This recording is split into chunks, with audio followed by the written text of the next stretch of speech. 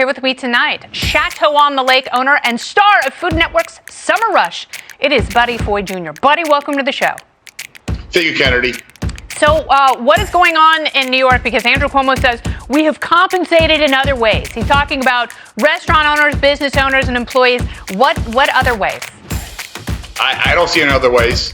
Either you're in business, you can operate, or you can't. Yeah. And outdoor dining, like you said, we got a big snowstorm coming. It's cold, and the outdoor program, it's nice to have when you can have it, but we need our indoor seating, even if it's limited. Yeah, and you know what people are going to do? They're going to tune in the Food Network, and they're going to make some delicious stuff that they see on TV, and then they're going to burn it, and then they're going to get Uber Eats. So it really doesn't help anyone. But you had the best comparison.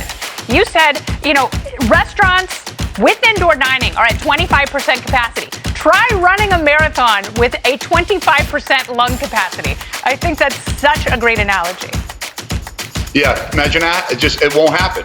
And at the end of the day, we have to figure out how we can stay alive as long as we can. The vaccines here, you just talked about that with the doctor. Mm-hmm. That's fantastic news.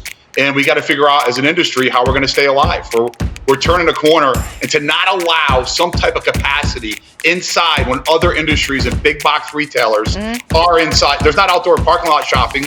Yeah, I went shopping after Thanksgiving, and I wasn't in a tent shopping with fired garbage cans. I did not get stopped going into Target multiple times. That's right. And there are plenty of places where you can still go, but there is a low transmission rate from places like gyms and restaurants. And so you have taken one of your restaurants to Florida. What are you seeing in Florida? Is it so much better there than it is in New York right now? Well, look, it depends where you are. They're allowed to operate, so yeah, it's a lot better because they can operate. There's different mask mandates depending on where you are, but you're allowed to figure it out and practice this new normal.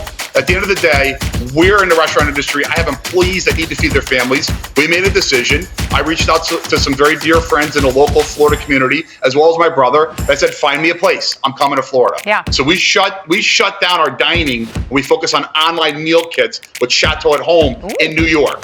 So we are functioning in our kitchen up there with a limited staff to send packages via FedEx all over the country because I have to make money somehow. Yeah, but see, and I've been saying this the entire time, more than any other industry, restaurants and bars are figuring out ways to survive. And, now it occurs to me that you guys have always had to. There's so much competition, and it's so difficult to make a profit. You have such narrow margins that it's always been tough for you guys. So it takes a lot of grit to run a restaurant, and it's no surprise that, a lot of you who are tough and smart are going to survive. But the tragic thing is there are restaurants, the mom and pop businesses that don't have the cash. They just can't stay open, and they may never open again. Look, we made we came to Florida. We're at the Waterline Marina Resort. We met with the owners. They were looking for a partner. We met with the local mayor. People are motivated. There are cities that want your business. There are cities that are willing to play ball as long as you're safe. We served 45,000 customers this summer. 45,000. Not one COVID case was traced back to our restaurant, and not a single employee came down with COVID. 45,000. My family owns 3 restaurants in Bolton Landing, New York. The 3 of us served over 100,000 customers. Not a single one of us came down with COVID or employees. What is your secret that you would tell other restaurants?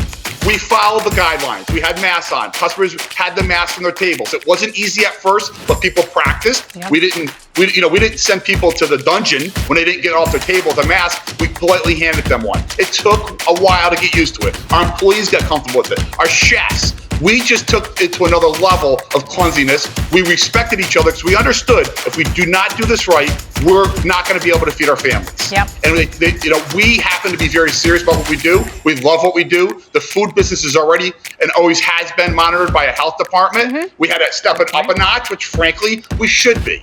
Right? You should always focus on cleanliness. We focused on it. It worked. We served a ton of people. And we're taking that same concept to Anna Maria Island. We opened up a restaurant down here. It's opening this weekend. We did it in 60 days. And we're excited to keep our employees employed.